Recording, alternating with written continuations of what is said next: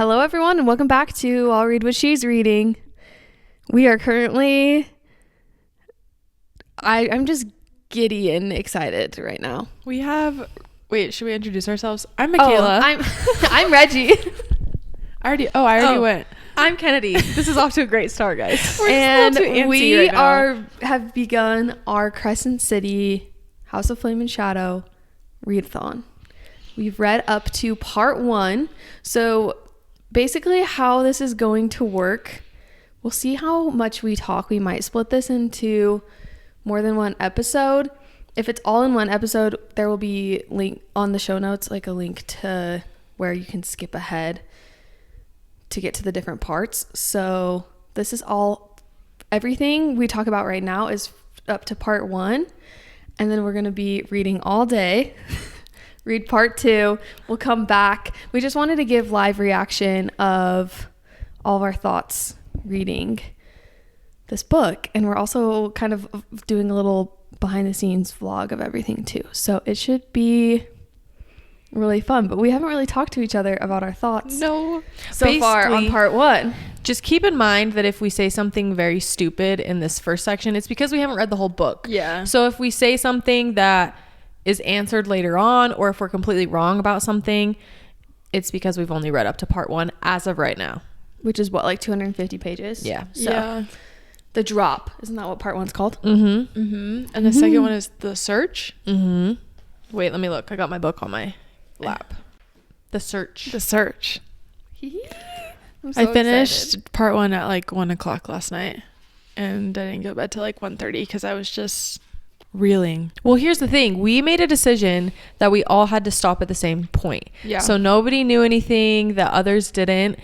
And if you read to the end of part 1, it's kind of a little bit of a cliffhanger, and it took all of my self-control not to continue. Same. Mm-hmm. Well, before I know we really want to kind of talk about the end, but I feel like we should probably start with our initial thoughts from the first few chapters. I really didn't start taking notes until maybe 100-ish pages in, when I like actually thought about, oh yeah, maybe I should start taking some notes. So my initial reaction was, they're in that cave for freaking forever. So long. So many pages. I'd be going I was a little annoyed nuts.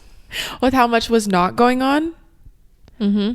And then my second reaction was that Nesta and Azriel is a very interesting combination. I'm curious if we're going to get answers as to why why she chose those two. And I mean, so far, Feyre hasn't really been in it. And someone told me that Feyre is not in the book at all. Like, they heard that she wasn't in it at all. Oh. Besides that first initial. Oh, Yeah. in the Introduction. in the second book. Yeah. I don't know if we're going to get much more. I don't think we're going to be getting a lot of cameos from all the ACOTAR. I don't think we so will either. either. And that's making me really sad, actually. Yeah. But I then think I we'll get also- little bits and pieces, but I have to remember, and I keep reminding myself as I read this book, this is a Crescent City book. Yeah. It's not an ACOTAR book. It's not an ACOTAR and Crescent City. This is Crescent City. It's going to be focused on these characters, and it is fun to have these cameos, but I'm just really trying to be like, okay, focus on these characters. Whatever we get from the ACOTAR characters, I'm so happy with. And I will say, one of my favorite lines, I updated my Goodreads, which my initial reaction to the beginning of the book, I was smiling like an idiot. I knew who you're because- talking about. because before I even started it. was so I missed them so much, and I didn't Yeah. realize how much I missed them until we got more from them. My update on Goodreads was, I do not pry where I am not willingly invited. Our King CRESCENT, the king of consent. I love him. I want to just reread ACOTAR so badly after reading this. But I I'm honestly think I might. I don't know. I'm having a hard time like wanting to focus on the Crescent City characters, though. It is hard. Yeah. I was eating it up.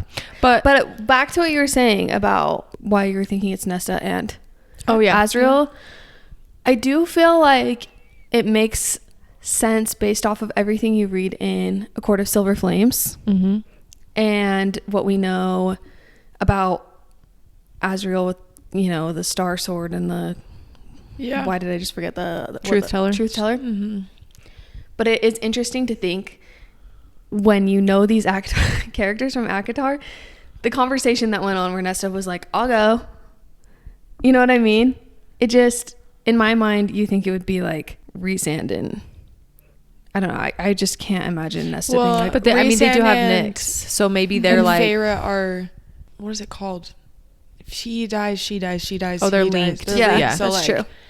I feel like Rhys wouldn't. You almost feel like it would be Nesta and Cassian. That's what I was thinking. But I'm thinking it's Azriel because of Truth Teller. Yeah. Which, Yeah. do we know how Azriel even got Truth Teller?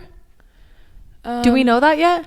Yeah. Well, it was explained. Well, we don't know how he got it, but How it's he got, explained. yes, how it came to be. Yeah. But I thought it was interesting when that chick in the sarcophagus basically told Azriel he doesn't even know how to use it. Yeah. Yeah. So there's something about it that we don't I will quite know say yet. those last like 5 chapters, I almost felt like I needed to go back and read them again because there was so much information dumped. I was reading and I would go to the next page and I was trying so hard to pay attention to everything because I was worried I was going to forget. But I do feel like Sarah is going to reiterate a lot of it throughout the book. Yeah. But I did feel a little lost at times with all the well, it was info so dumping. much. Yeah, it was so much info dumping, more world building on top of what we already knew Yeah. So in a few chapters. much info. Do you guys feel like it helps? dumping? It makes a little more sense or no? No. I feel as if it does make a little bit more sense, but I'm still a little confused. It makes sense why she was sent to Prythian. I understand that now. And their world makes a little bit more sense to me. Yeah. How Midgard came to be and all of the things. But I just think we're going to learn so much more. Yeah. My brain hurts. Let's I not will get ahead of say, yeah, ourselves. I will say initial thoughts for me. It's really bouncing from point of view to point of view a lot. At first it was really bugging me.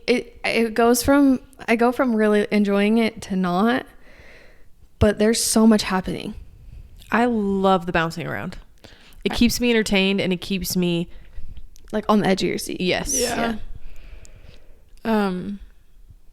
Yeah, I like it too. I was really annoyed at the beginning because I really just wanted to get the Bryce, Nesta, and Azriel, but by the end of the part 1, I really hated their chapters because it was not entertaining. Well, if was it would have like just been information, so 5 chapters in a row of just them without, we kind of feel, okay, you're still That's walking. true. Also, love that the worm got introduced into I know. I wanted to. when it started describing it, I was like,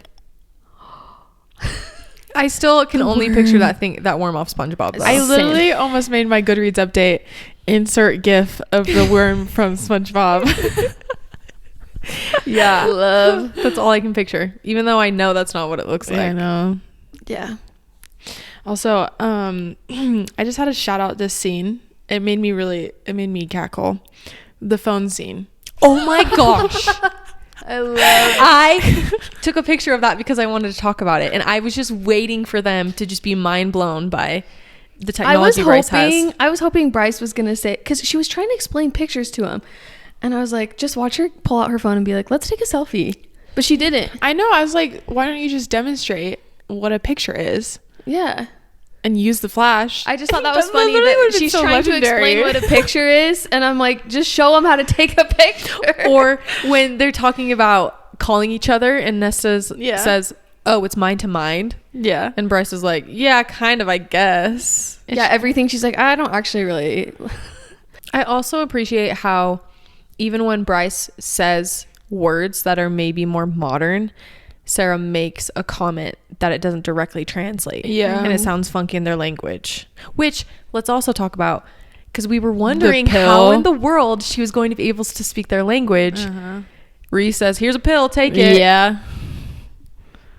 Genius. It is genius. But of course it's that easy. I know. I also really loved, there was a comment in the book where Sarah explains that, so Bryce is wearing leggings, but she's also wearing hot pink sneakers. And I just, the whole time I was reading their chapters, I was just picturing, you've got Nesta and Azriel in this fighting Illyrian leathers. Yeah, looking just really sleek and cool. And then you have this redheaded girl with her tight leggings on and hot pink sneakers. I just loved it. in a white crop shirt. I just can't imagine. I was trying to watch it like a movie and it would just make me giggle. I love it. Yeah. All right. What else do we want to chat about? I really have want lots to of chat things. about, okay, there's this one scene. I cried on a plane reading it. And maybe I'm the only one that cried. And also, I texted these guys and I said, I can't wait to see how many people flip on Nesta after this book. Because I think there's a lot of Nesta haters out there. There are. Let me be the first to say that I really love Nesta. After reading Court of Silver Flames, I loved her. And there's still people out there who do not like her. But I bet you anything, there's so many people that are going to change their mind about her. This one scene in particular where she has the mask on and she's telling this dead ant, I don't even know what the heck it was. Basically, it's killing the worm. And Azrael's trying to get her back. And he basically goes through all the people that she loves and they're waiting. But the person that makes her snap out of it was Nyx. I know. I sobbed on the Makes me plane. want to cry. It's so cute. I don't understand how people don't like Nesta, because I think she's been through so much and she's overcome so much, and just that one scene, it just hit me I so loved hard. that. That's really cute. I I made will note of say, I see both sides to Nesta, because I don't think people have to completely forgive for all the hurt she caused. And I feel like that in the same way in life, you can forgive, but you don't have to forget what For she sure. did, you know? So like, I see both sides of it. I still really like her, but she did some really awful things. And I feel like one book, maybe she redeemed herself, but not all the way. I feel like people that I don't like her, it's because they're like, okay, they just went over everything that she did to other people. So I see both sides. I feel like people who really don't like her have had people like that in their life. Yeah. And like, are like, that's not okay for them to just completely forgive her. So I see both sides. For sure. A lot. But I still really like her. And I think Nyx is really cute that she's gotten so close with him. I mean, how can you not? Yeah. Especially all she yeah. did to like, yeah. So it's really cute. So one other thing. The moment that Bryce started talking to Azrael about how Hunt was her mate, I was screaming, because I knew from that moment there's no way in heck her and Azrael are going to be together. No way. I was a little confused why they were like holding hands at one point. Did you guys notice that? When she felt all of his scars. Yeah. I think it's because he reached. There's one part too, I think, where he is grabbing her hand and like pulling her along. But I do not think But they're going to be together. There's I don't no think part of either, me. but I was a little like, There was one thing. It was before she explained that there was the pull between the Star Sword and the And Truth Teller. Truth Teller, where I was like, are you trying to say that there's something happening? And she reiterated a lot how Bryce thought how handsome he was. She kept saying his beautiful face, his she did. Whatever. And And how keep his saying wings that. twitch. I was yeah, like, and how big his wingspan was. And I'm like, How about his wingspan not being able to but fit I in think the she's just freaking cave? teasing us. I know. Yeah, I think she's just teasing us. she's a teaser. So I don't think it's a possibility, but everyone that was like saying that they were gonna be together, I'm like, you're giving them too much. I just feel like it doesn't make a lot of sense with the next ACOTAR books. I just don't know how you. I mean, there's another Crescent City book. There's more ACOTAR. I just can't see how that would play out. But you know, if that is bound to happen for any reason, I'm just putting my trust in Sarah. But I would be so mad. I would I be would mad too. too. I had a question mark next to this. Maybe you guys can explain it to me. Thea? Mm-hmm. Thea? I don't know how to say her name. Who is she? Well, so she was married to the High King in Prynthian. Okay. And then she gave birth to the two daughters. Oh, okay. Okay, that makes and sense.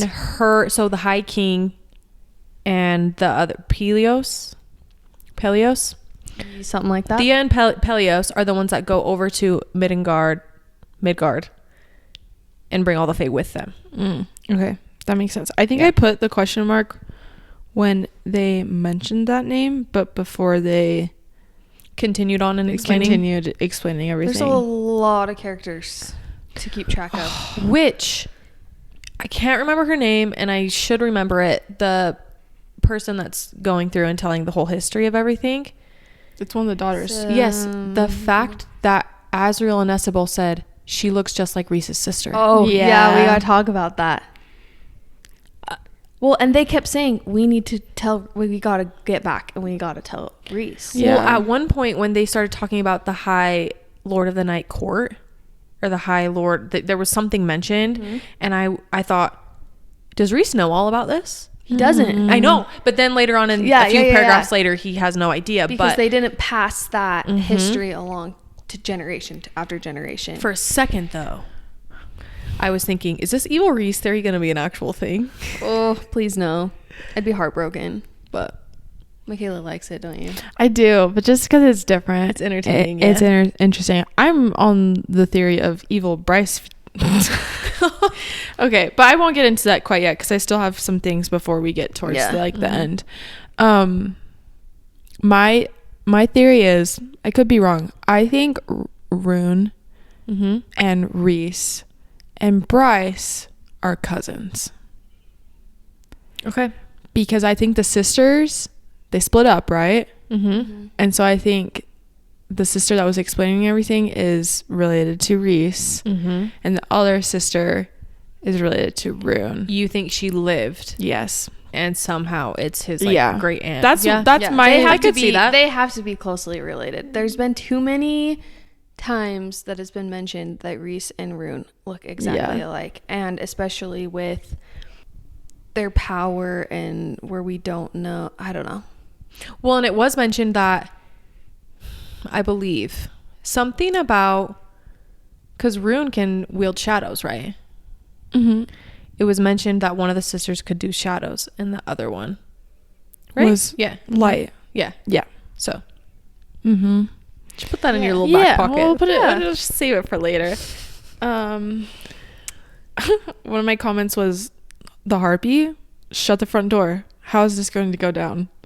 Okay, so should we, before we switch, let's go by point of view. So does anybody else have anything to say about the Bryce, Azriel, Nesta situation? Oh, there's a lot, but I was saving because this is like for page. This was page 192.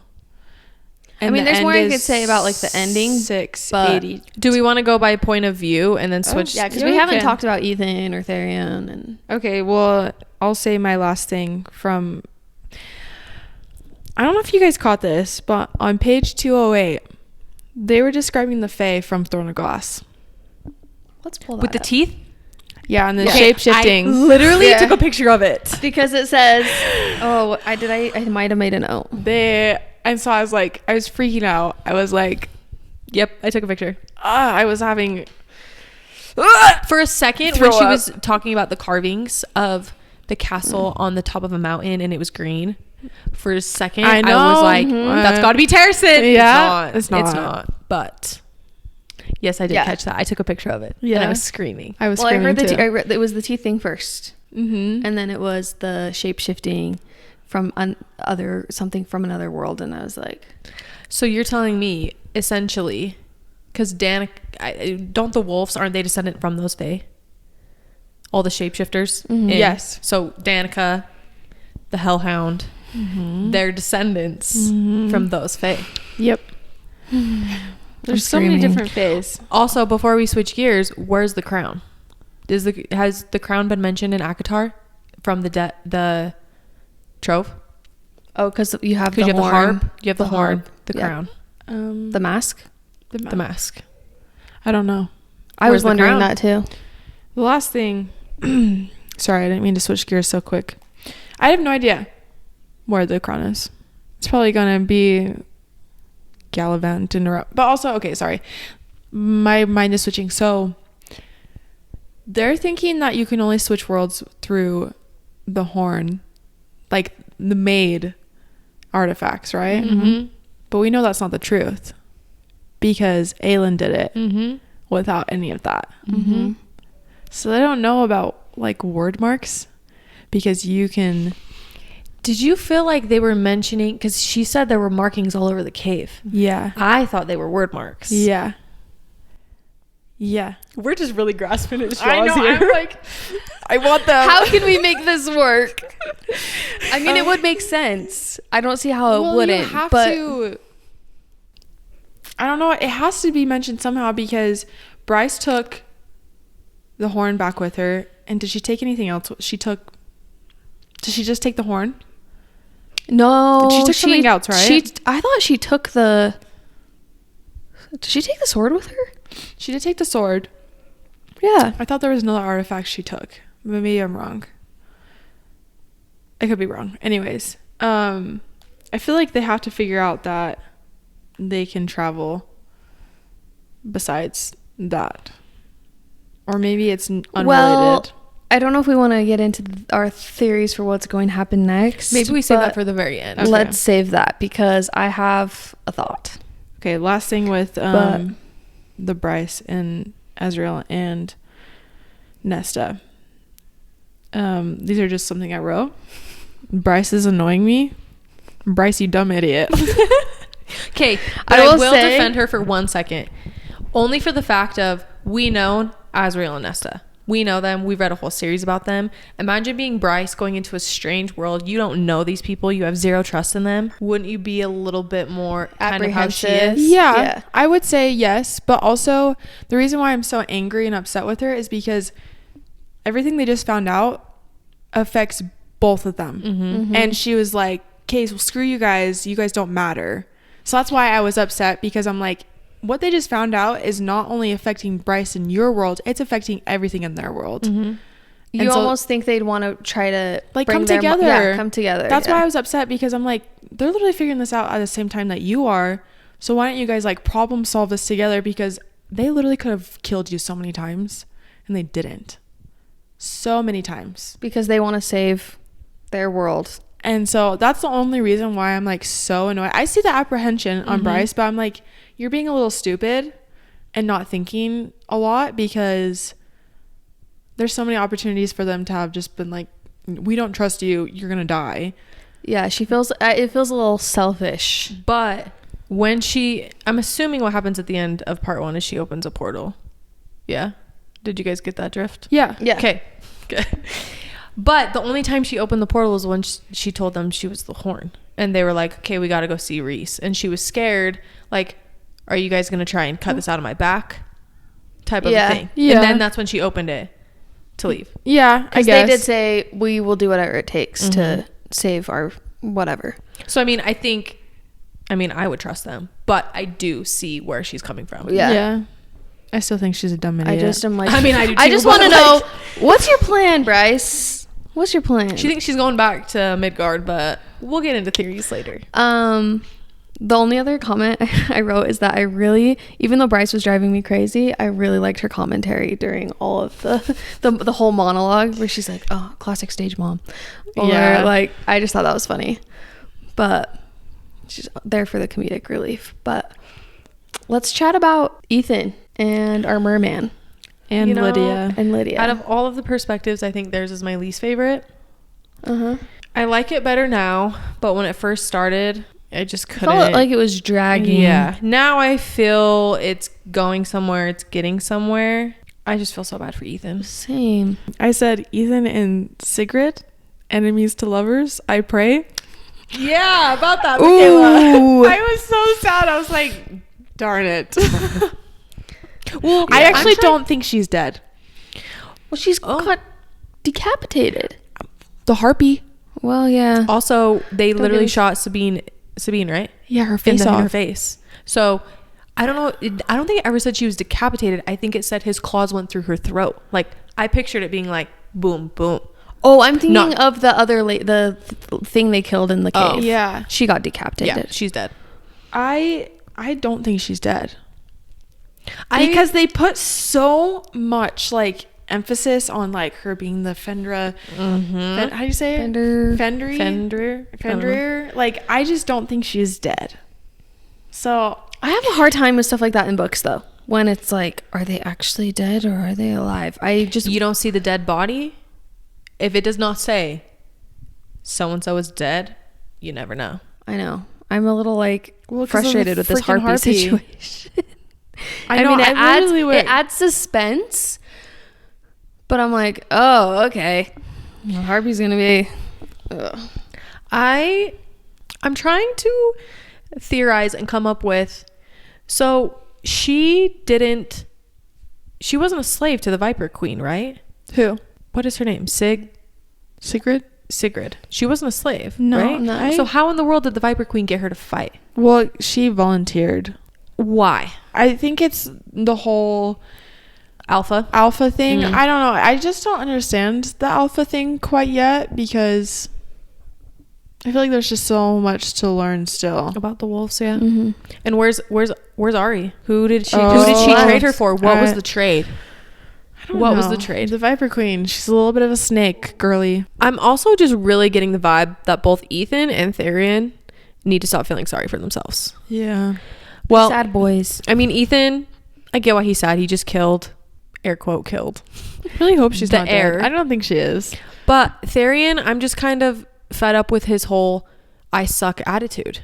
His inner monologue, his inner dialogue is I suck. I'm worthless. I'm not worth saving. And I'm trying to understand why he's feeling that way. But I don't know. I don't know. I think him just being tied to the Viper Queen is... I mean, he's not anymore. Yeah. No longer. I don't know. Hopefully their point of views get better from there. I feel like it might. It's about to get a little more exciting, I believe. So it's probably just going to jump around a lot more, but... I'm ready for it. Oh man, I'm excited. Okay, well let's hurry and wrap this up. But we wrap still this up. have a lot to unpack as far as Lydia, Rune, Hunt, Baxian. That's his name, right? Yeah. Okay. I mean, there's one thing I know we're all dying to talk about, but before, and sorry, this is all over the place, but this is just how it is, okay? I need to know who Hunt's dad is. Oh, I need to know. I know. When he was talking to Adius and the other guy from hell. Yeah. They were hinting, and Hunt was asking them questions and they weren't answering them straight up. And I wanted to scream. I need to know who his dad is. If we do not find out who his dad is by the end of this book, I can't wait 2 years. I think it's going to be I think it's going to be a bomb's gonna drop. Yeah. All right. Do we want to talk about Rune? the hand. Poor man. I literally, I was like this. I was like, oh. I almost literally gagged. Yeah. I think this is her most gory book yet, for the fact of the torture, the biting the hand off. Oh, those poor... I would never survive. No. My mental toughness to kill me. out the door. I would just say it and Just me. all of the description with it's so sad. This is so dumb. At first I thought he was trying to bite his hand off because he was trying to use his other hand to grab the hand.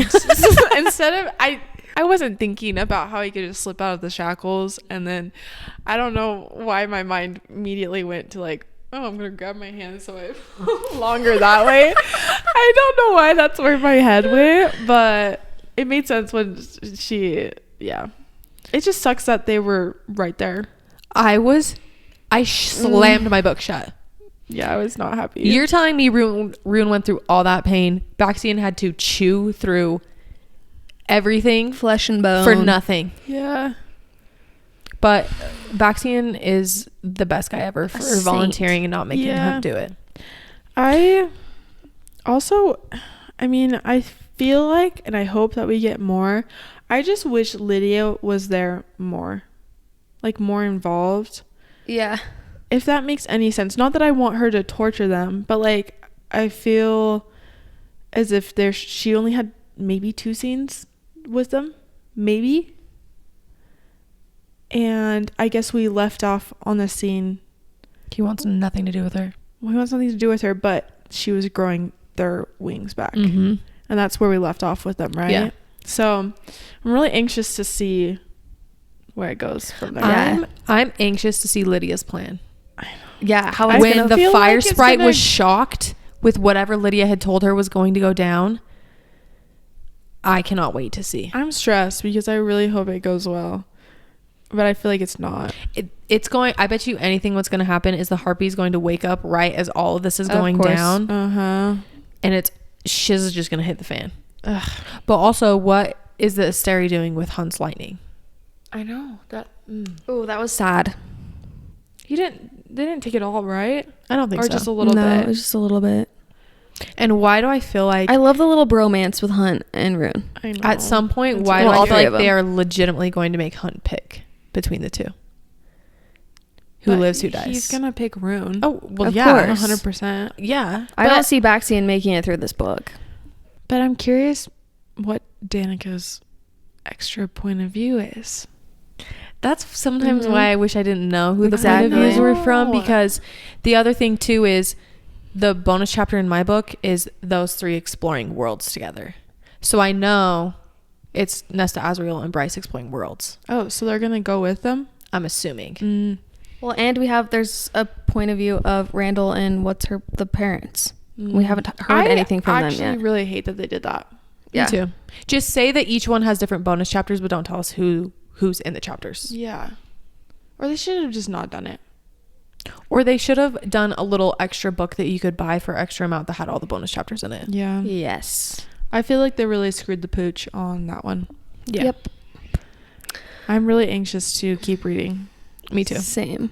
Do you guys have any? Oh, you had theories, right? Well, I mean, she walked through a portal. Where do we think she's going? Not Midgard. I think she might be going back. And then that's going to cause some trouble. And then down the road, we're going to get Nesta and Azriel figuring out a way to... Because think about it. I feel like Resand has got to know a way to make it work. I mean, think about it. Aylin's falling through and he sees her and he's like... Well, I don't know. I feel like he's got a... the theory that he is also fallen through worlds. Mm-hmm. Yes. I actually love that so much. So- I love it too. Same. So I just feel as if she's going to go back. It's going to cause all this chaos. And we're going to think we're done with Azriel and Nesta. And they're somehow going to be brought back in. Or what Avengers the portal style. You know? Doctor Strange That's what style. I've been wanting the entire time. What if she goes to hell? She could. I don't think she's going back, but we shall see. At least not right now. There's still 600 pages. Because if she goes back, nobody's gonna. What are her chapters gonna look like if she goes back? All of her friends are gone on a ship. What? Maybe she goes home to Randall and her mom. Maybe. Maybe That'd be that's where she interesting. goes. I'd like to see that. I think Randall's really cool. Or she goes to Terrason. You know, that's my hope, but I know that's not gonna happen. She's like, oh shiz, I got more people. I got to explain all my crap it's to. too easy. That's It's too easy. It's it's not gonna happen. She falls through a portal, and the first thing she sees are these blue eyes in shadows. I'm trying to think if I have any other theories. I had a note I wrote. I just wanna see if it was- I genuinely, we've said this so many times, but I really am trying to go in with not really any theories or expectations, because I just want the book to come and just whatever happens, I'll be happy with. If I have an expectation or a theory that Hunt is going to, and it doesn't happen, I'd be disappointed. I literally am grasping onto anything and everything. They talked about her ring again. They They did. talked about Lydia's ring. They did. She's Her mentioned ruby it ring. multiple times Okay, now. did you see what someone commented though on our TikTok?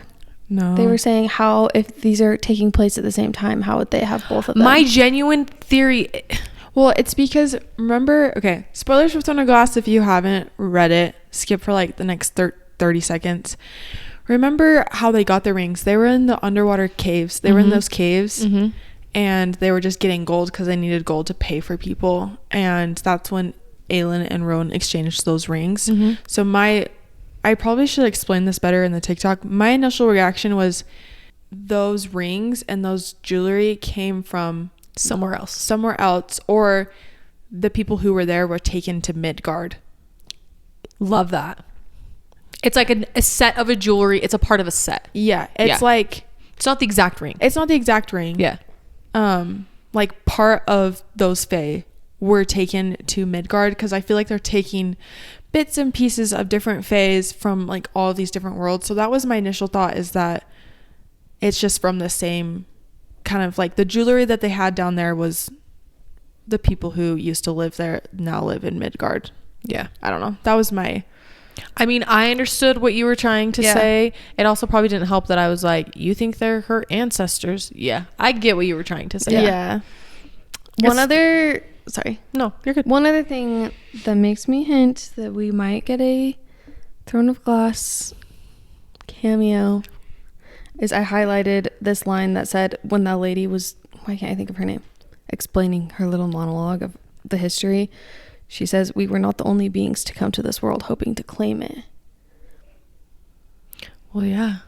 Because everybody, the Asteri were bringing beings from multiple worlds. Yeah, and that's right before she says the thing about the teeth and the shape-shifting. So, let's go read. Okay. We'll come back once we read part 2. Yeah.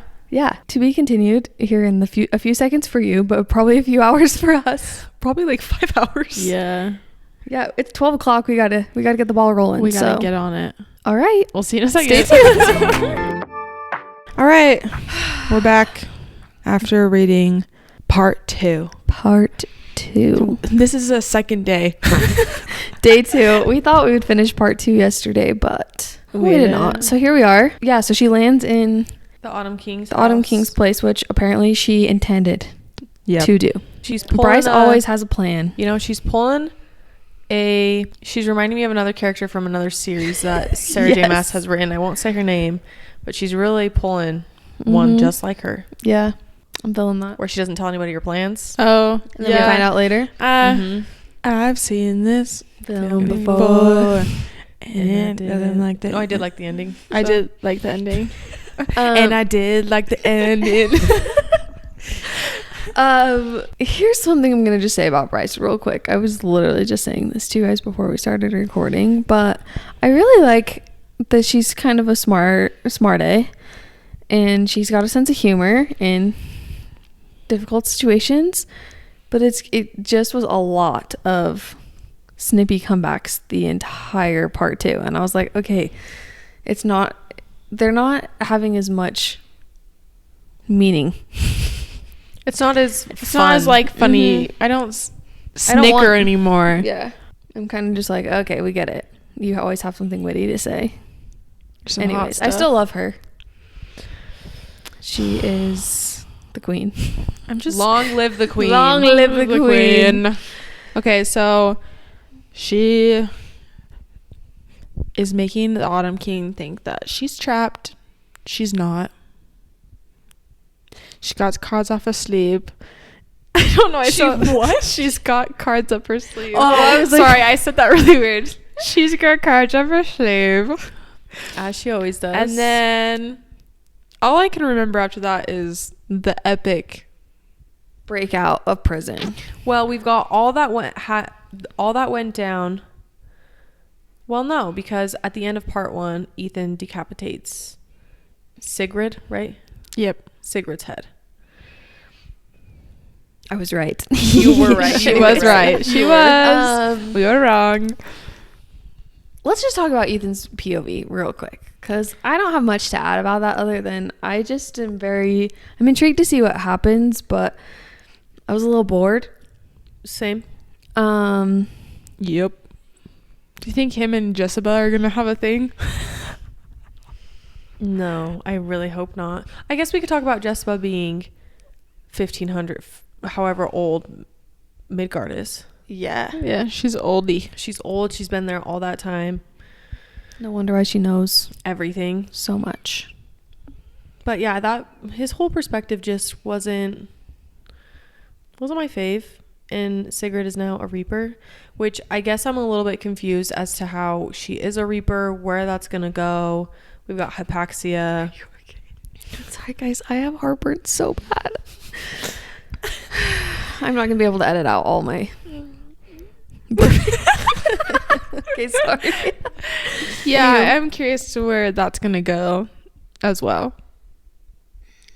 I'm also a little confused by it, but you know, things were answered that we were confused by. Yes. If there's one thing Sarah does well is she explains things multiple times in different ways so that it finally clicks in your brain, which I can appreciate. Yeah, I appreciate that too. I really just feel like this second part, I told Michaela this after we finished the second part, I just feel like my brain hurts.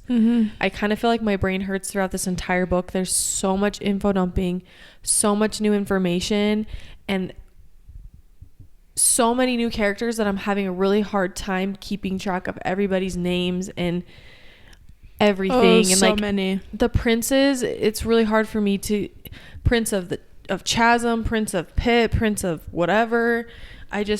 My brain hurts. I'm gonna go back to Lydia because she was the star of the show in my opinion. Yes, 100%. So She's just sorry, I was pulling up, blasting the hawk in the elevator. I said LFG.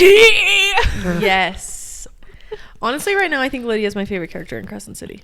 Me too. She's becoming one of my favorite book characters ever. In a way, there's so much I love about her. Also, her having children. Yeah, that was a bit That of was a a little bit of a twist. shock to me. I was like, where is this woman going? The second she wakes up, Running through the hallways. Are we getting ahead of ourselves? Maybe. Okay, let's go back. Sorry. I'm not trying to. Lydia breaks him out. My heart was thundering. It was racing during that whole section. I had a friend text me. She got to that part last night and she said, where is it? She said, ugh, I'm so stressed. Lydia's rescue mission isn't going to work. And I said, yeah, my heart was pounding the entire time. Yes. She had to pull a lot of strings. Oh. There were so many moving parts to that whole plan. It was very impressive. And nobody could do it but her. Yeah. I wrote down a note, something that I really loved. I just wrote Rune and Deg. They had that little moment. Oh my gosh, when they told each other they loved each other. That was so sweet. I love that trio. Same. Yeah, I mean, I already said this, but Rune and Lydia are just the saving grace of this whole section. I think their story is the most interesting to me, and I just find myself wanting their perspectives throughout this whole second part. And I love them. Their scenes are just so precious together because they're both so nervous, and it's just So sweet and tender. so sweet and So tender. sweet. I love it. All right. So they make it. Well, first of all, can we just talk about how these three males have just been put through the ringer. Ugh. And then they have to fly Oh, the hands. onto Is that another one? Yeah, the boat thing. Submarine cruise ship is what I imagine it like. That was just, I just cannot, I'm still trying to grasp how quickly their body heals, because I kind of have forgotten later in this part too everything that happened to him, and then I remember. I can't grasp how the Fae magic healing thing works, but when Rune is screaming out for Lydia when he sees that they're chasing after her and he's begging Therian to go save her, my heart. In that moment, he was in denial that he loved her. Yeah. That he loves her. I can't wait for that. When he tells her he loves her, Uh-huh. it's gonna happen. Oh yeah, I can't wait. Also, Lydia is such a bad A. I'm gonna just have to jump off of this cliff. And she just starts laughing. She jumps off when they were shooting at her. She just jumps and laughs, gets her heart blown out of her chest, and then she's alive. We all finished that chapter really close at the same time, and we all just like looked up and we're like, wait, she's not dead, right? Because it said and Lydia died. I will say, I mean, I'm really happy she got brought back to life, but there's a lot of people coming back to life in this book, and it's not my favorite thing. I have a hard time with that in books when it's like, are they're dead or are they?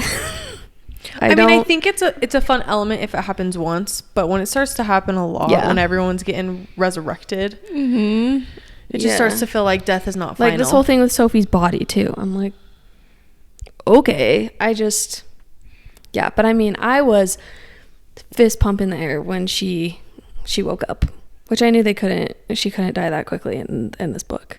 No. But is there anything else you guys wanted to add up to that point? I was going to say when she wakes up. Oh, the children? Mm-hmm. Yeah. Children. Mommy Lydia.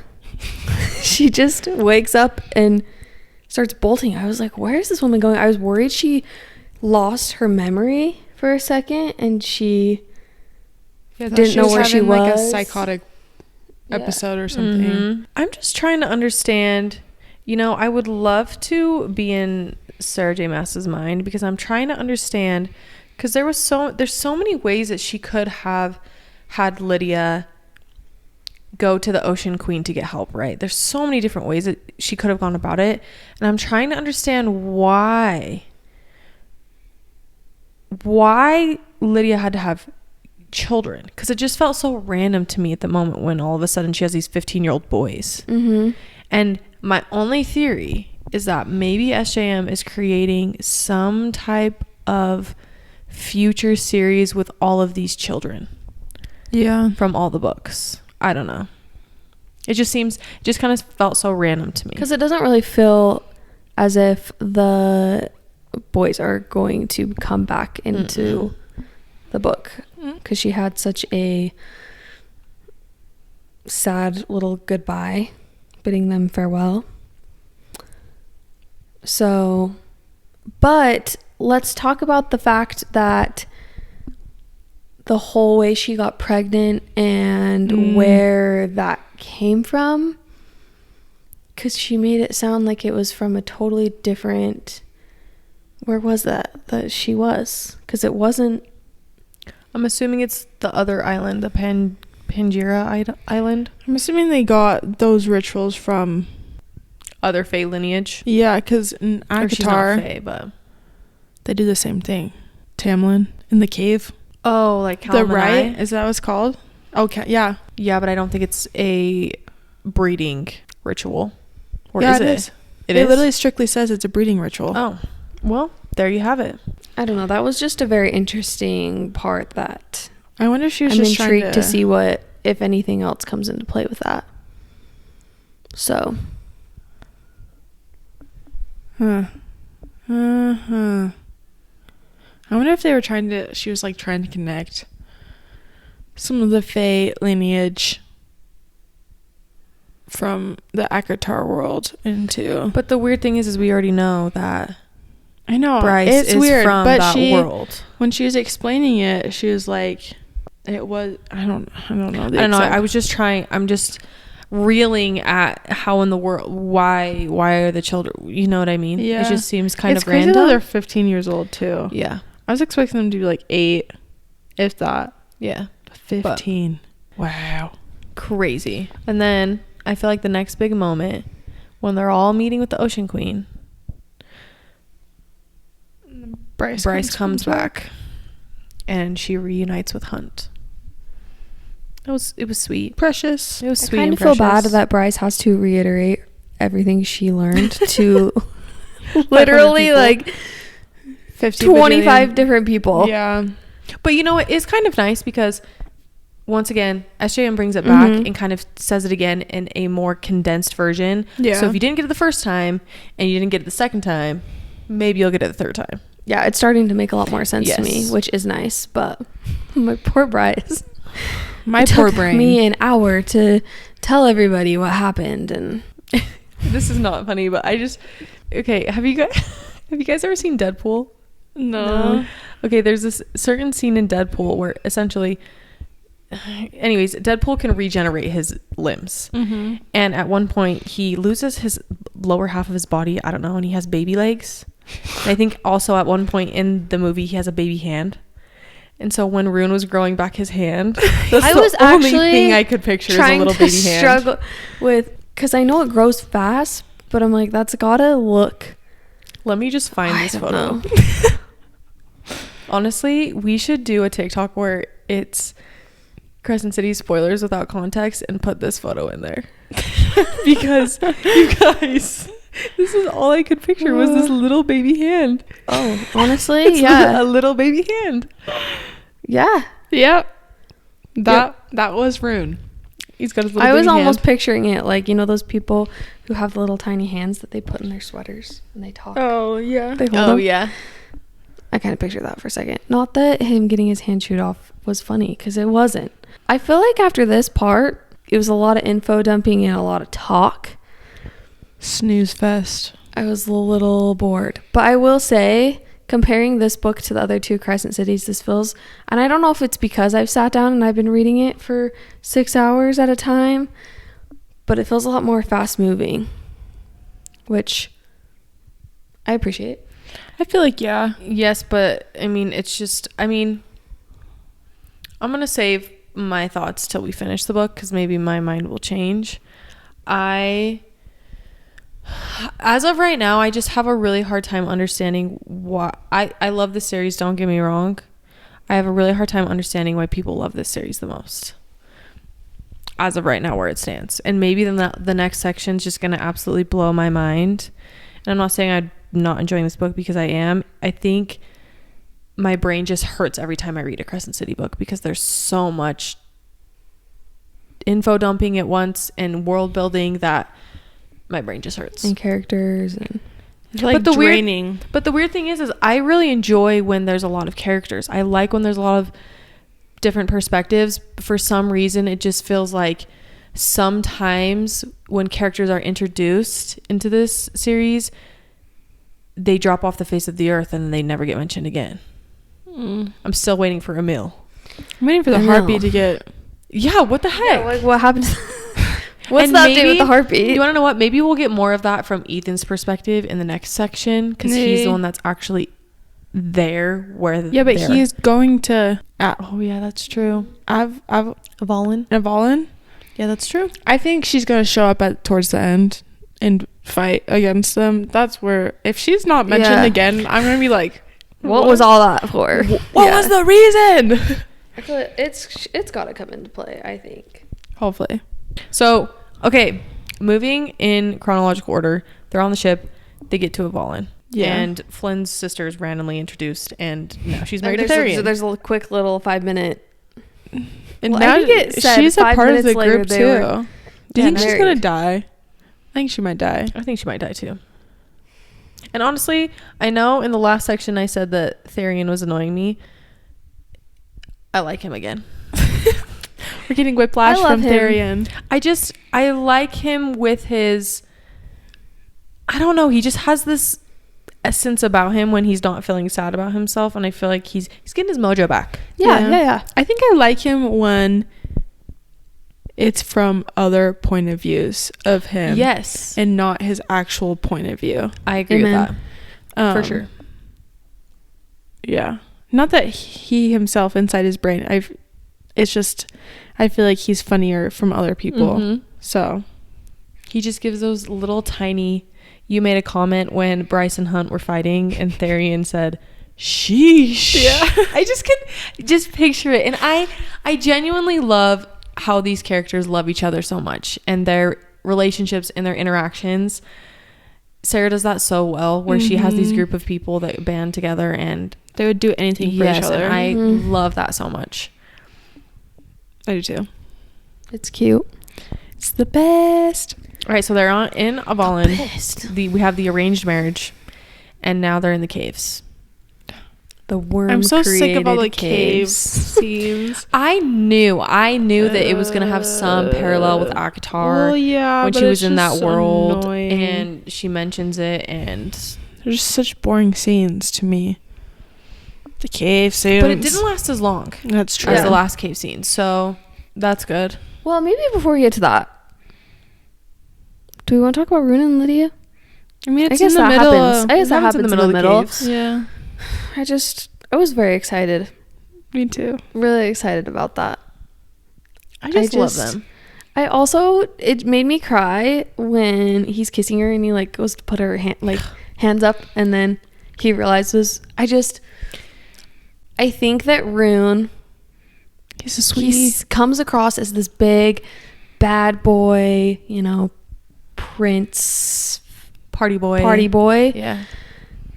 but he's gone through so much, and I think he's a sweet, tender baby boy. He really Baby is. boy. And I the love way him. he He's so baby girl. The way he treats Lydia and Bryce is just Yeah, so sweet. Like the amount of times he and Bryce hug, just Mhm. sobbing, and not to like get ahead of ourselves, but the end, like with the whole queen thing, I really love Rune, and Me I really too. love Lydia, so it makes me happy to see them coming together. I need a scene at some point. If it doesn't happen in this book, it needs to be in the next Crescent City book she writes. I need a scene where either Lydia or Rune or both of them together just go to town on Pollux. Oh, I thought you were saying No, you were like, no, I think they'll go to town in this book. I'm pretty sure they will. No, I need meaning like not a threesome, but I'm saying like they get their revenge. They exact their revenge. I need Yes. that to happen because I just think that would be such a cathartic experience for me as a reader and for them as characters. You know, yes, I agree. I also want to see more. I mean, I'm sure we're gonna, a big something's going to go down towards the end of the book, but I'm kind of tired of all of the fight scenes being of just Bryce. Mm-hmm. Yeah. If you think about it, we literally have only gotten her. I want to see, because, you know, Flynn, Deck, Rune, like, really, Lydia. they're all powerful. Like, Mhm. I want to see some, like, epic, like, them coming together fight scenes. I mean, I Hunt. guess in that last scene in the caves with the two Fae Kings, I guess you got a little bit of Bryce and Hunt and Rune, but I just picture it, these group of people just standing around watching, Yes. and Bryce and Hunt are just kicking everybody's butts, which I understand that they're so powerful. We do have Rune though, coming in clutch with did. the We star sword. You know, I don't know why I thought for a second that Daddy Autumn King was gonna do something for his children. I don't know why I ever thought that, because he's a piece of trash. But I loved seeing Rune I do that. You go first. I took a picture. I don't know why, in the midst of this really intense scene, I cackled. I giggled. This just made me laugh so hard. It's when the fire is surrounding them from the Autumn King, and it says that one of Baxian's feathers caught on fire. Like, he puts it out. I can just like picture that in my mind of just being like, yes. I don't know why that made me laugh. That is so really funny. hard. I don't know. I could just picture that perfectly. Like, it just him. I don't know if I could keep a straight face in that moment watching Deck trying to take out Baxian's his Little feather that's fire. on fire. Singed Also, feather. why do I kind of get the vibe? I know this isn't a thing, but why do I get the vibe that Rune and Deck and Flynn, or Rune and Hunt and Baxian, mirror the Back Boys a little bit? Yeah. Yeah, Just like a little bit. Mm-hmm. they have a bromance Yeah. for sure. Mm-hmm. They have an air about them. Yeah. I'm here for it.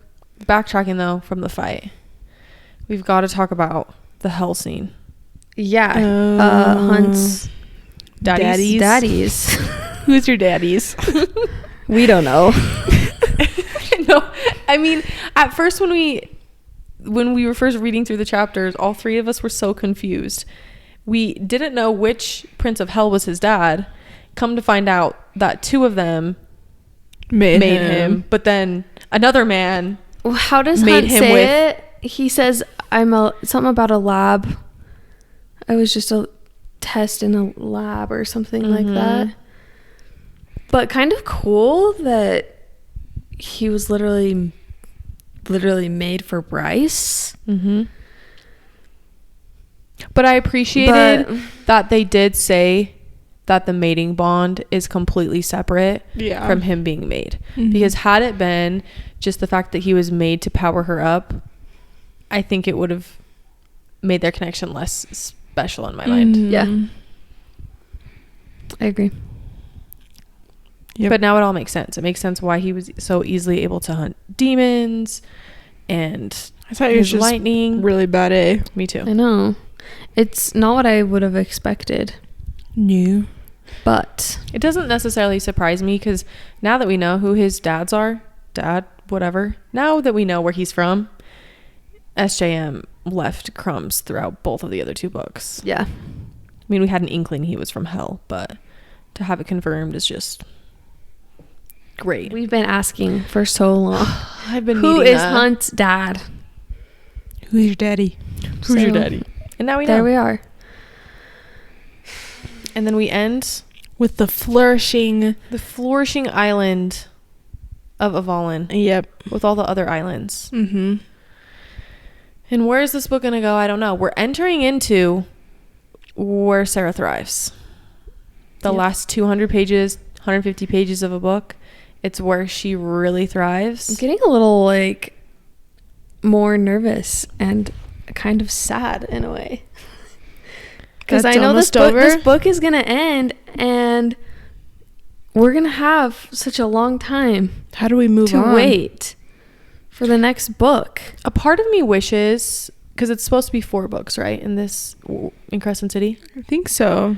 A part of me wishes she would have just wrapped it up in a neat little bow, because I don't know when we're going to get the next Crescent City I book. feel like I'm going to have to reread this whole thing again. No way. But I don't think I will reread it. They're No so way. long. I'll just watch a summary on YouTube. Yeah, probably.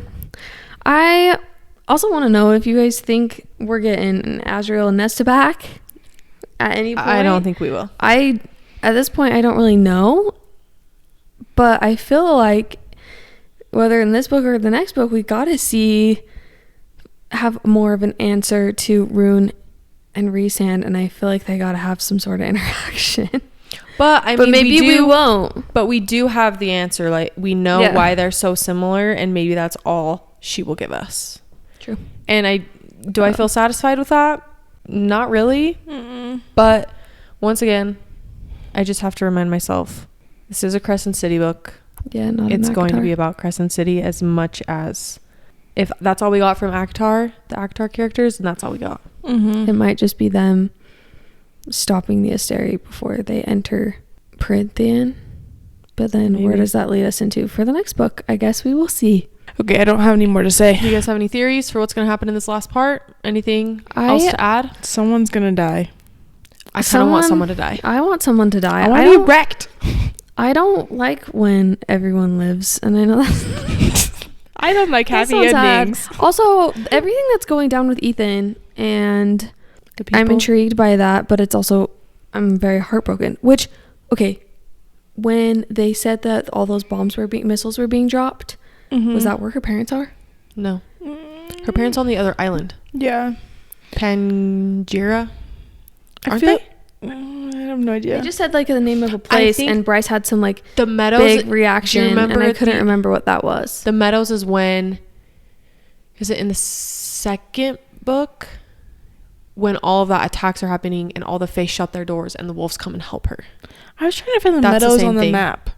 I could not find it. Mm. Oh, maybe it is where her parents are from then. No, because Ethan's there. He's still Yeah. in Crescent City. I was also trying to find where the House of Shadow Yeah. and Flame. What I don't know. I There's feel some like things we've missing got from to the map. have, because we know that there's a POV of Ember and Randall. I feel like they've got to come into play this next little bit, which They're I'm probably excited gonna about. get kidnapped by the Asteri. Maybe. I really have no idea what to expect, and I don't really know what I want to have happen. I and know I what I want to think- happen, but it's not going to happen. Yeah. Well, yeah. I don't know. I just I'm want just it to be hoping I'm epic. satisfied. Me too. So Sarah really never really lets me down all that much. So, But here is what I will say. I think it's just hard. I think not that she shot herself in the foot, Sarah did, but she kind of did, because I think with such an epic ending as the way Crescent City 2 ended, and with all the theories that were just circulating around social media, I think all of us were bound to be not disappointed, but she couldn't have put every incredible, crazy theory that everybody came up with into one book. No. yeah. And so I feel like she kind of shot She herself in the kind of foot. missed an opportunity, though. Mm-hmm. And maybe she'll still capitalize on it. We'll see. Mm. We put our faith in her. All right, let's wrap it up. We'll see you after part 3. No, if we can make it that far. We're back, and the book is done. It's over. It is complete, and we have not discussed it It's been with each killing other us. at all because we read the last couple chapter. Well, we read the last little bit on our own, Mm-hmm. which originally we wanted to read it together, but I needed some time to sit with my thoughts. So now that we've had some time to sit with our thoughts, Where do we start? Where should we start with? I don't know. I think we should give our ratings of the book at the very end. Okay. I still don't really know my rating. I don't really either. I think I do. Or do we want to share now? It's a solid what I think it is. Okay. Let's just actually share it now. No, you want me to share it now? No. Yeah. No, We'll wait, save it to the no, end. we'll save it to the end. Okay. Keep them on their toes. Okay. Yeah, where do we want to start?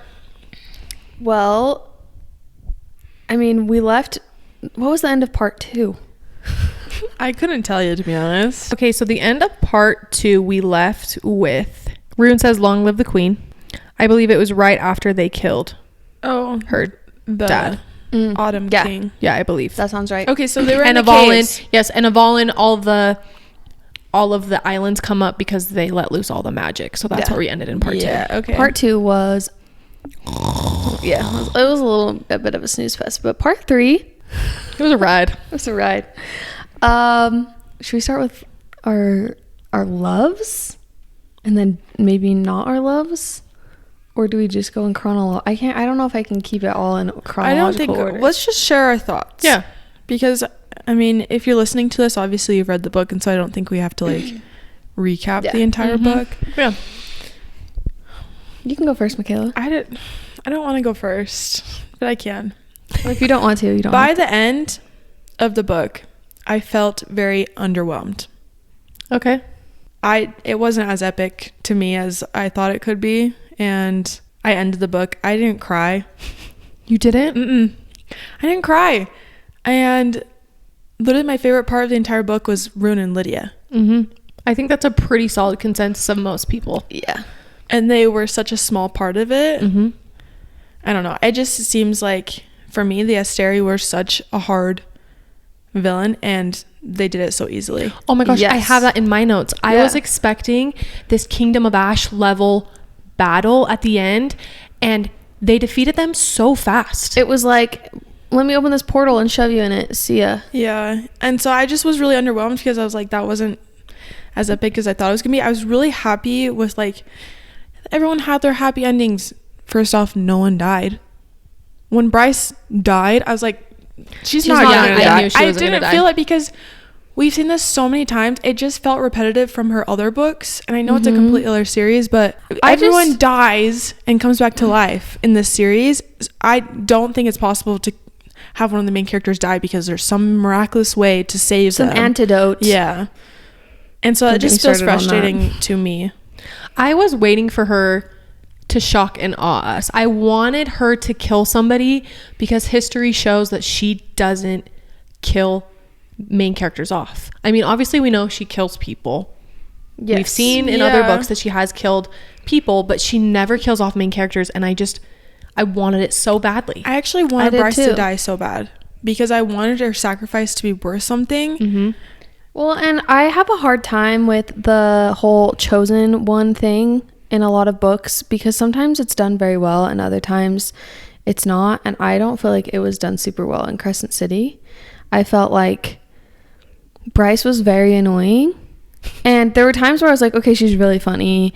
She's a little more relatable because she's in this more modern world.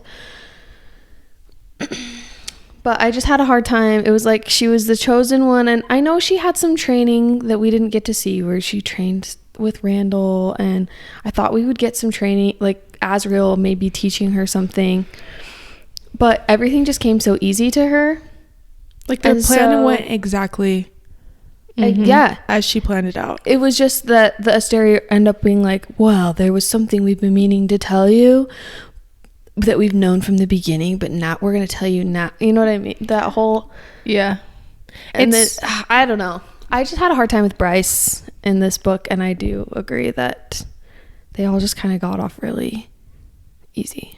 It's hard when you have this villain that is so all powerful and hard to defeat, and then the hero has to become more powerful than the villain, and it's like, where do you go from there? Yeah. I mean, this is kind of jumping the gun, but the next Crescent City book, the 4th, I mean, SJM, I've heard that SJM said Bryce's story is over. Yeah. And it's going to be Sarian and like Ethan. It. So where do you go from there? How do you can't have another villain that's more powerful than the Asteri. There's just no way. So I don't even know how. I mean, how epic would it have been if they lost? Do you want to know what I told Reggie? I Marco Polo'd her because I knew she was reading the book. Yeah. And I told her, how epic would this be if she goes and she destroys the core and it sends everybody back to their original worlds? Yeah. That'd be an interesting story. I just don't see how the series could go forward being good because I feel like, I mean, we still love Ethan and Therian, but their point of views are our least favorite. I feel like that's a consensus. I feel like all I've seen, and not that I've been scrolling a ton on TikTok or people's reviews, but what I have seen is that everyone is like, their POVs, like no one's going to be very excited to read this. I don't think this next book. And I feel like Sarah set herself up. I don't know. I just feel that I think the biggest struggle is that there were so many expectations for this book, whether you tried to lower them or not, with all the theories that were coming out. We talked about this in our vlog. We haven't talked about it on this podcast that we've been recording, but you can go see it on there if I include it in there. But basically, we had this thought where we were all agreeing, I'm pretty sure we all agreed, that the second book should have ended with her maybe falling into Valaris, but it wasn't confirmed. You didn't get... And it's like maybe Azriel puts the knife up to her throat and it ends there. Yeah. And then, because I think since everyone knew, Recent has the final line in the book, it set everyone up thinking that this was going to be some big Avengers Endgame book, when in reality, I mean, I don't know if I'm jumping the gun here. I was very satisfied with what we got from the ACOTAR world. Yeah. That's not the reason. A lot of people that I've seen have been really upset about that, but I'm like, this is Crescent City. I didn't want ACOTAR to be so heavily included in this that it ruins the ACOTAR series for me, because I love ACOTAR. But I do just think, to circle back, I think there were just so many cool theories out there, and in my brain I had even though I had my expectations low, I just didn't really think it was going to end so easily. And so do you guys feel as if, I love Sarah J. Maas, okay? I will read honestly anything she writes. And I have a note with my review. I haven't put my review on Goodreads, but her writing truly just feels like home to me. The way she writes, I just love it. But do you guys feel that she mismarketed this book? Because think about it. Every little snippet she gave was only from the ACOTAR world. Do you feel...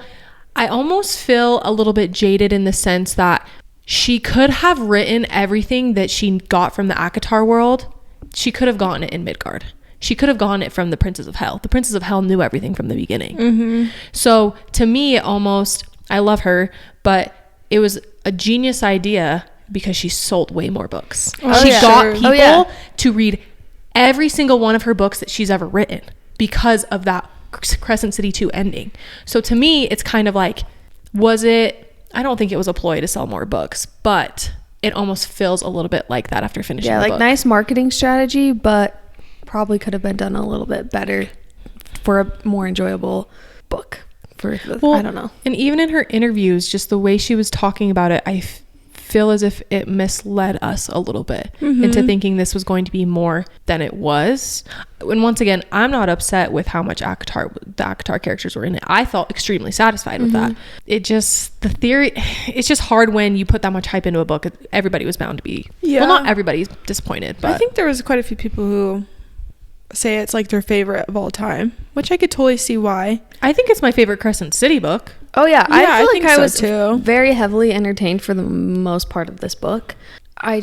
When I sat down and really thought about it, a part of me, because there was so many epic little things throughout the whole book, I was like, oh, this could be like a 5-star read for me. And then the more I was trying to put things together and the little plot holes and whatever, I was like, I love this book, but I do feel misled a little bit. Honestly, makes me a little bit nervous about what is to come with the rest of the books she has coming out. I'm hoping this new series she's writing is completely out of the whole ACOTAR, the multiverse. I want it to be completely separate. I'm still holding out hope that I'm going to get something more Throne of Glass. Not going to be she's confirmed that she's going to be playing with all 3 worlds. I would in love the new nothing series. More.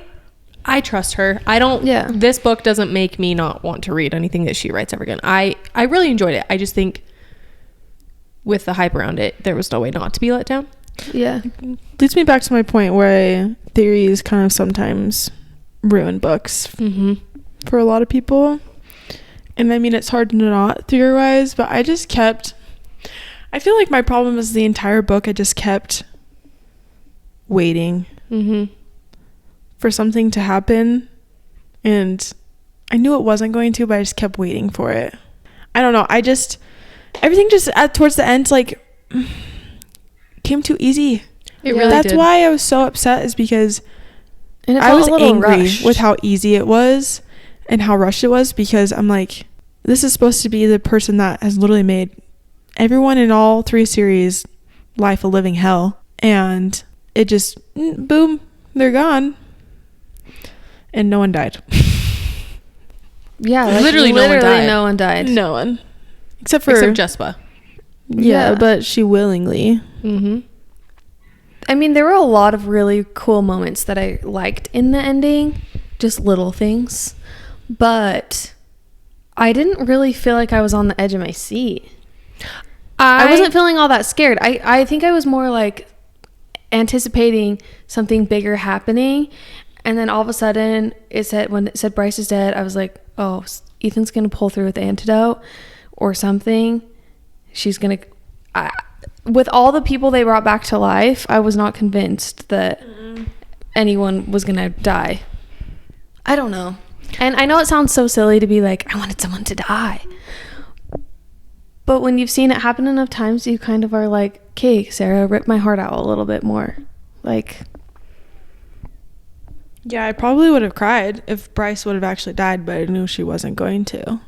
But did you guys... Okay, I actually was a blubbering mess during that whole scene, because the moment Sahar was mentioned with Hunt, I could not stop crying. Oh, yeah. And then the fire sprites coming and it Oh, relating and back Lahaba. to Lahaba, I couldn't stop crying.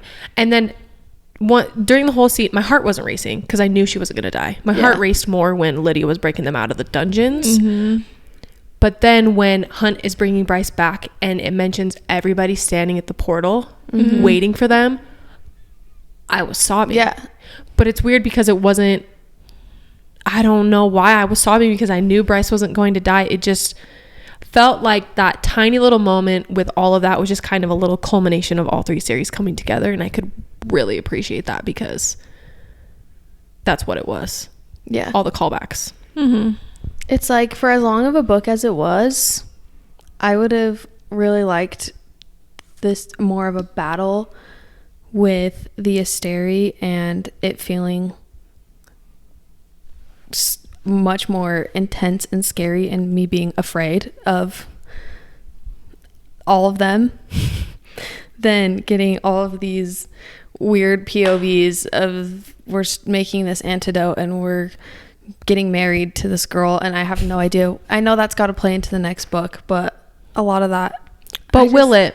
I don't know. Emil was nowhere to be found in this book. Oh my gosh, don't get me started. Yeah.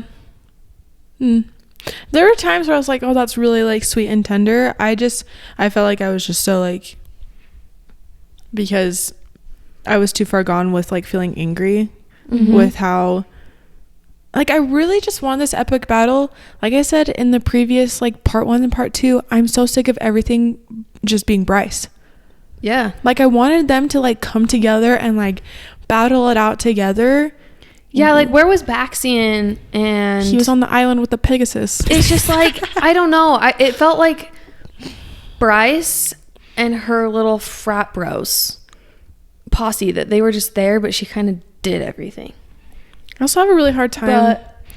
Sorry, I didn't mean to cut you off. Oh no, you're really fine. Hard time like imagining. There wasn't like a lot of like hand-to-hand combat. It's just a lot of like she shot her power and he shot her power back and I'm like, they're just standing there shooting their powers at each other. I'm like, I want to see some like tuck and roll and shooting power. I don't know, I just wanted to see something like a little bit more than like shooting the power, like lightning. A little more intimate. And well, also, where's Fury and what's her bucket? Juniper. I had so many questions about Fury after the second book, and she just kind of... I'm sure they're going to be in the next book more. But, I mean, I don't want people to think that we're sitting here just trashing this book, because there were a lot of things that I did love in part 3. Should we share some loves real quick? Yeah. I mean, I loved the whole Sahar part. I loved it. The battle, wanted more from. My favorite part... I feel like it might be Michaela's favorite part. I loved that when the bomb was dropped that Lydia is a descendant of Brandon. We knew. And there's a reason why we love Lydia so much. It's because she's related. Yeah. So your theory with the rings, everybody was like, they're not descendants. How could they be descendants? Yeah. How could they be related? I knew Michaela knew. I knew. It's literally on their wiki page now. The wiki page. Yes. Like I said, there's a reason we love her so much, and it's because she reminds us of one of our favorite characters. Love that girl. Yeah, that whole chapter was just like really epic to me. And once again, Rin and Lydia, I could eat their chapters up all day long. I even wanted more. Yeah. Okay, the one time I did cry, their bonus chapter. I didn't cry in their bonus chapter. I wanted more. I did want more, but I also was just like so happy. I think reading that... Oh, sorry. No, it's okay. I was just going to say, I think reading that bonus chapter solidified to me that we're done. Yeah. I wanted vows. I just wanted vows. I know. She skimmed out. But right. We got a little bit. So if you haven't read the bonus chapters, go read them. Spoiler alert. Hey, that's the first wedding she's given us. Yeah. That was successful. Yeah. Yeah. Ember and Randall's bonus chapters were also really sweet and tender. I love them. It was my favorite. Yeah. Their chapter was my favorite bonus chapter. And it's so misleading because everyone's thinking, oh, I gotta get the Bryce Azriel Nesta bonus chapter. Wrong. They're just back in the cave. Okay, but I will say, was so fun, when Azriel's vibe into the music, it is funny. Yes, I love that. But when Ember brought her mom energy and basically told Reese to shut his mouth. Yeah, that was freaking sick. It was so good. I also loved that there was this motherly connection, mother-daughter kind of connection. It makes me just so curious to know what Nesta and Ember talked about, because they seem to have a very good connection when Bryce came to pick them up. And I thought that was really sweet. It was really sweet. It really was. Do you think that in the next ACOTAR, I have a feeling that in the next ACOTAR that Nesta is going to go back to them and ask for advice for something. Maybe. I don't That'd know. be I'm really just cool. confused how the next ACOTAR book could be a thing. Like, Well, people are now theorizing, which I believe SJM has confirmed it's from Elaine's point of view. Maybe yeah, not. It is. But people have been theorizing maybe we're getting Nesta's as well because she has the star sword now. And she has that 8-pointed tattoo star. The last thing Bryce tells her is basically figure out why you have that star on you. Yeah. So people are thinking... Maybe it's both. Yeah. Because there's got to be something that's going to come to play Yeah. at some point because she has a star sword now. Well, also, I'm going to save that for when we talk about what we see happening next overall. There was another. What did you guys think of Rune shooting Lydia in the leg? I was mad, actually. I didn't really understand. I understood. I mean, I understood, but then the more I keep thinking about it, I'm like, she's freaking Lydia. You think she can't handle herself? But I know he was just so worried about her. She wasn't handling herself, though. I don't know. I just thought that was... That's the vibe I got. She was not thinking clearly at all, and she was going to get herself killed. And I think that's... obviously I'd be pissed if I was Lydia, but I understood the reasoning behind it because Rune could think a lot clearer, and Lydia could... Literally, Therian had to be like, get yourself together. She was not thinking clearly at all. And so I understood. I took a little bit of a gasp. I was like, oh. I was mad at Rune. Yeah. And then I was convinced they were not... She was going to be pissed at him and they were not going to be together for that reason. Yeah. But he redeemed himself. Everything with the sons was very sweet. It was really cute. Did you guys clue in that he was named after Brandon? At any point? I didn't even click. Once it said the Brandon thing, I was like, oh my gosh, one of her sons is named... What is it? Bran. Just Bran? Well, I think he might actually be Brannon, but they call him Bran. Oh. Yeah. That didn't click to me until I heard the name, and then when his name got brought back up again, I was like, oh. I'm Interesting. curious. Little Easter egg. You know that girl that had like all of those theories? What was her theory? Like that she was right about? Do you know? Well, I mean, the only one I ever actually saw... Rosie, is that her name? The only one I actually saw of hers was the Afterlife one. And she's kind of half right. Yeah, because she's half she right. did see Danica and Connor and all of them. I think the one she's talking about is with Hunt using the mask. Oh. I think that's what it was. Hunt used the mask? Yeah. Oh, I guess I didn't catch that. I guess I was confused with his other mask. Yeah, he used it at the very end because remember he has the mask on and the mask says Bryce is dead. And he refused to believe it. Oh, yes. Okay. Yeah. I don't know why I thought it was his mask. That was like... I could see why you would be confused for sure. Oh. I don't think we ever talked about this. Did this happen in part 3 when Ethan becomes the Prime? Yeah, it can't happen in part 3. I loved it. I was happy for him. Do you think him and Perry? Yeah. Maybe they're mates. I don't think they're mates, but maybe. Oh, I mean, I also thought it was really cute when Rune was like, if I don't get to say this to you, I love you. I was like, and then he was like, that's my effing mate. I love them. I love them too. I've been seeing everybody on TikTok saying that. I gotta show you guys this TikTok after. It's literally hilarious. There's so much bad language in it, but it's freaking funny. And she basically just says that Lydia is on. She basically says that there's a room and there's 4 characters that are sitting in there. It's Nesta, Aelin, Manon, and now Lydia. And she said Lydia busts down the door and then Feyre's clear's trying to catch up and so is Bryce. It's actually really funny. I'll have to show you guys the TikTok. Basically saying that Lydia's on par with all those 3. Yeah. And I agree 100%. I'm obsessed with her. I think she's probably one of my favorite. I think she might be my favorite character from the whole thing. From Crescent City? Yeah, I would agree. Yeah. How would you guys feel about a prequel from Danica's point of view? I mean, I'd read it. I wouldn't want it to be 900 pages, but Like a novella. yeah, I'd read it. Sure. I don't really like Danica, so. I don't either. It would make me worried that I would like her less, but. And the reason why is just like all the hiding things. Yeah. I just feel like it like set a bad taste in my mouth, because also it set Bryce up to do everything. True. And so I'm like, she didn't give her a choice Mm-hmm. in the matter. So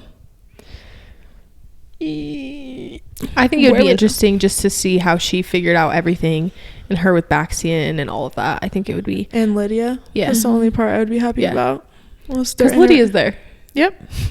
Their interaction. Anyways, I mean, I would probably read it, but maybe not. Maybe you guys would just give me a summary. Sorry. Maybe. I'm not trying to be a hater right now. No, you're I just good. know that. Well, I know that the Crescent City characters aren't your favorite, for sure. No. I would say out of her 3 series, Crescent City is my least favorite. Yeah. I don't see myself. I'm not saying they're bad books. They're No. still in like probably my top 5 fantasy series. Like, it's still a fantastic series. It's just I'm not jumping to reread them again. Whereas with Throne of Glass and ACOTAR, I'd be down to reread those anytime. And maybe you would also feel a little bit differently if she would have gone about the Crescent City series the way she did with Throne of Glass.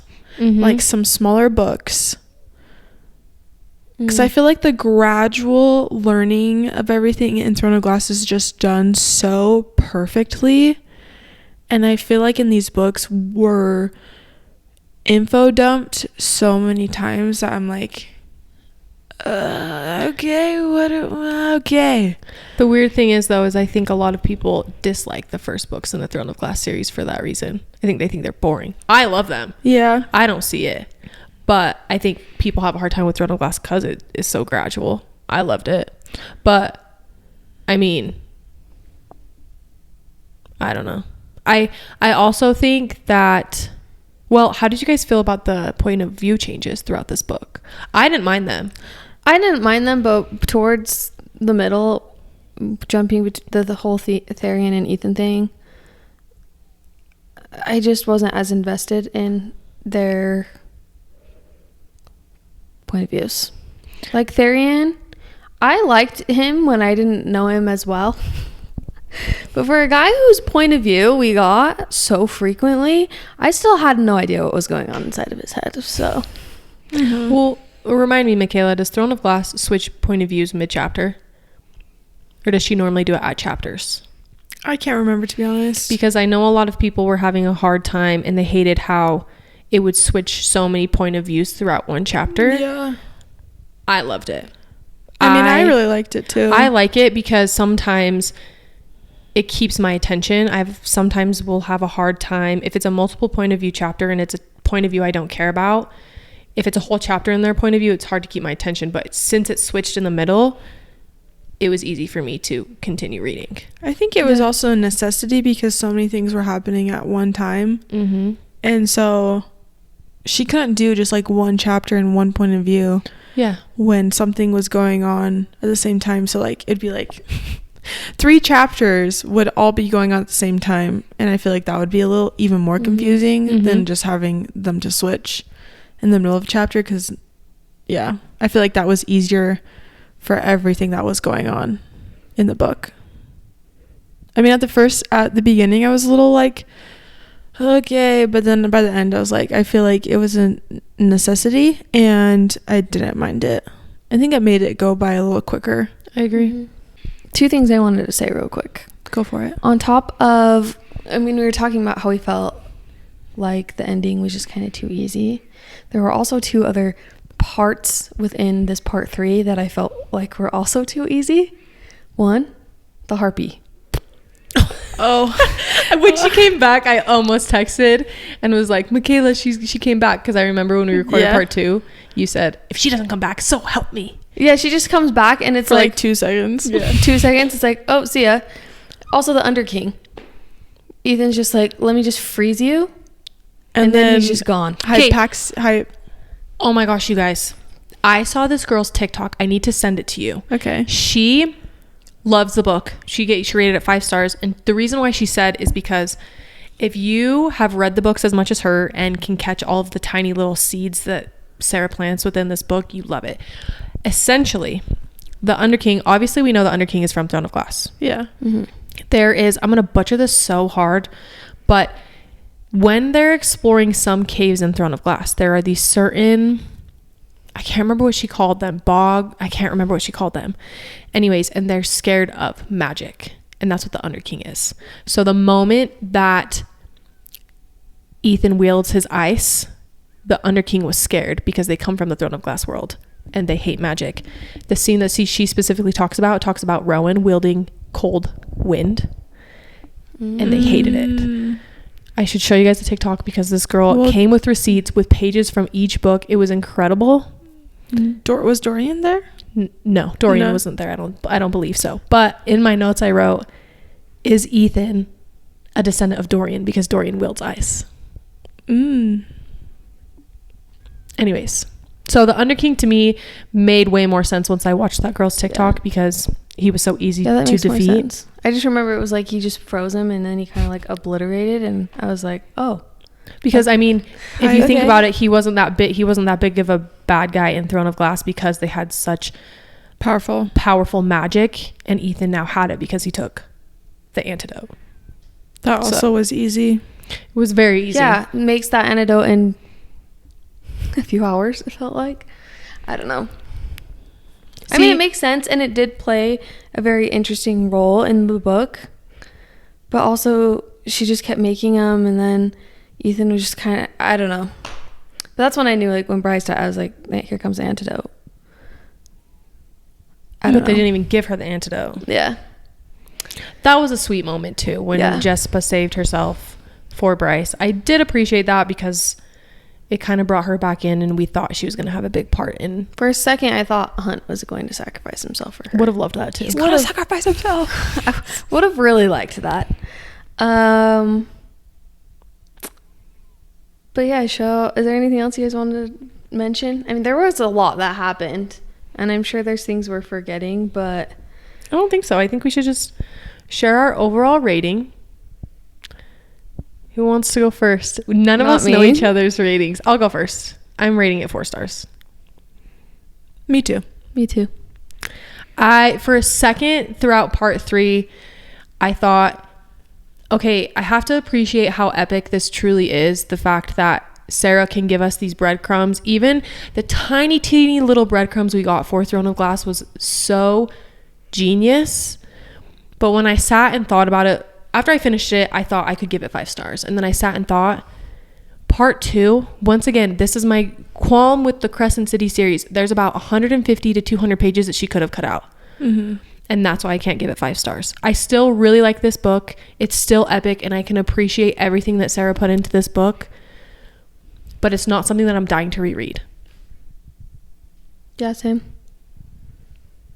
I just rate my books based off feelings. And I mean, I have sat and thought about it, but from me finishing the book, I was like, this is a 4-star read. It's not a 5-star read to me because once again, I was underwhelmed by the end. And I mean, I thought the ending with everyone getting their happy endings was really sweet.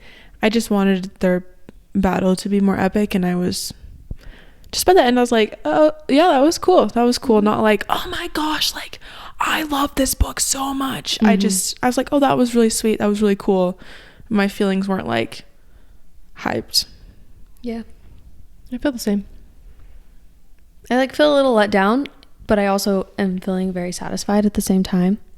So it will be interesting to see how things continue. I want to look up more theory videos on what people think some certain things mean, but then at the same time I'm like, I don't know.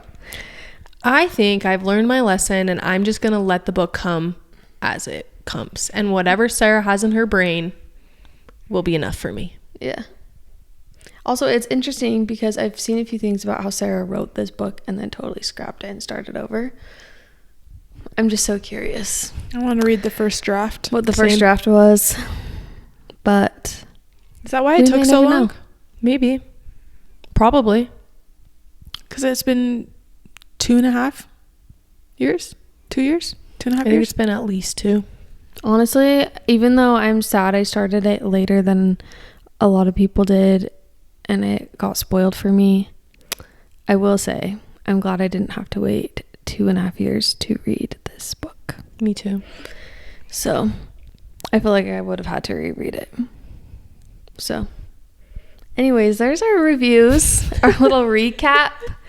Thanks for tuning in. This might be a really long episode. We do have a vlog we're gonna put out. I don't know if we'll put it out the same time as this episode, but you can subscribe to our YouTube channel for our behind the scenes content. And yeah, we'll just be anxiously awaiting ACOTAR number 6. Is it really 6? Right? Yeah. Yeah, I mean, if you don't count the A Court of Frost and Starlight, that's 4. Oh yeah, so it's 6. Yep. So thanks for tuning in. Hope you guys enjoyed this book. And that's all. I don't know why I just We'll see you next week. See you next week. Bye.